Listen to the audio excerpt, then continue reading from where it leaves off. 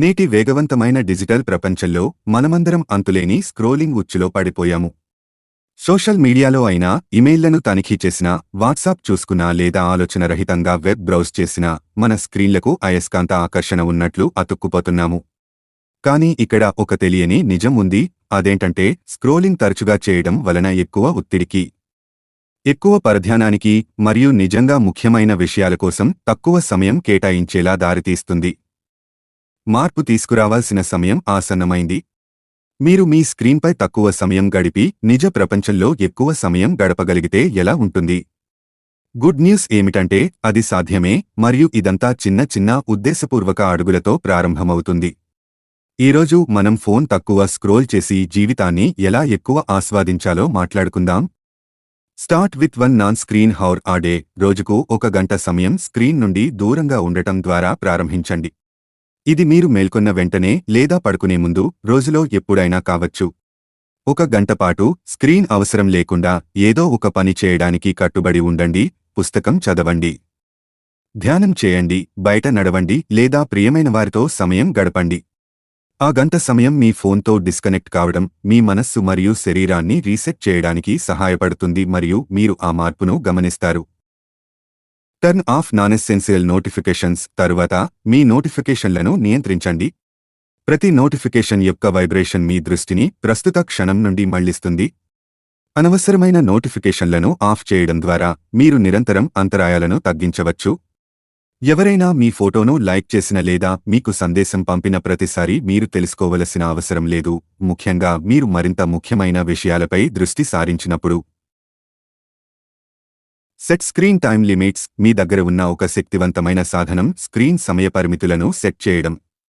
చాలా స్మార్ట్ ఫోన్లలో ఇన్బిల్ట్ ఫీచర్లు ఉంటాయి. ఇవి కొన్ని యాప్లలో గడిపే సమయాన్ని పరిమితం చేయడానికి లేదా రోజువారీ వినియోగ లక్ష్యాలను కూడా సెట్ చేయడానికి మిమ్మల్ని అనుమతిస్తాయి. మిమ్మల్ని మీరు జవాబుదారీగా ఉంచుకోవడం ద్వారా మీరు కంట్రోల్ లేని స్క్రోలింగ్ను తగ్గించుకుని ఆరోగ్యకరమైన అలవాట్లను సృష్టించుకోవచ్చు.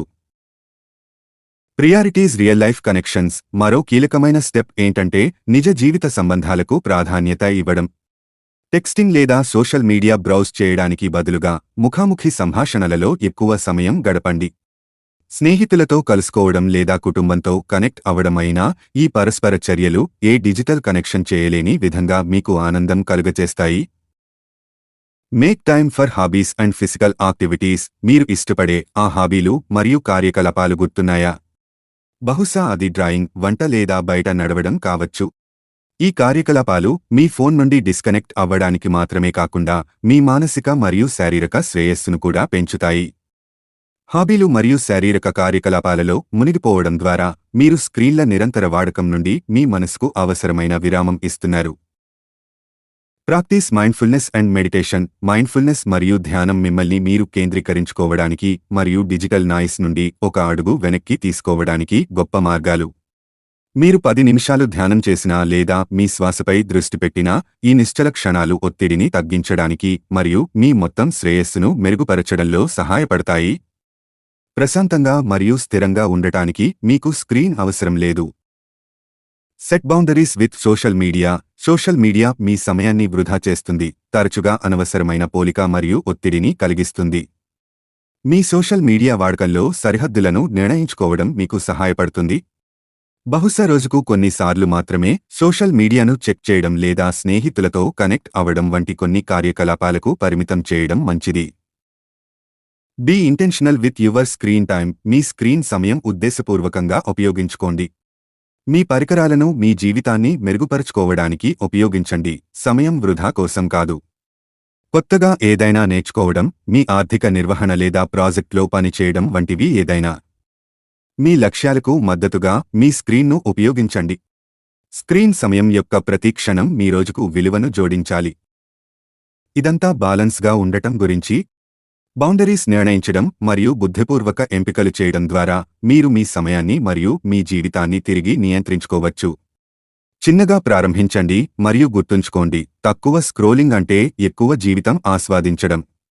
మరి ఆ అదనపు సమయంతో మీరు ఈరోజు ఏమి చేస్తారు? కింద కామెంట్ చేయండి. చూసినందుకు ధన్యవాదాలు. మీరు ఈ వీడియోను ఆస్వాదించినట్లయితే లైక్ చేయడం, షేర్ చేయడం మరియు సబ్స్క్రైబ్ చేయడం మర్చిపోవద్దు. మనమందరం మన స్క్రీన్ల నుండి ఒక అడుగు వెనక్కి వేసి ప్రస్తుత క్షణాన్ని ఆస్వాదిద్దాం. తదుపరి వీడియోలో కలుద్దాం.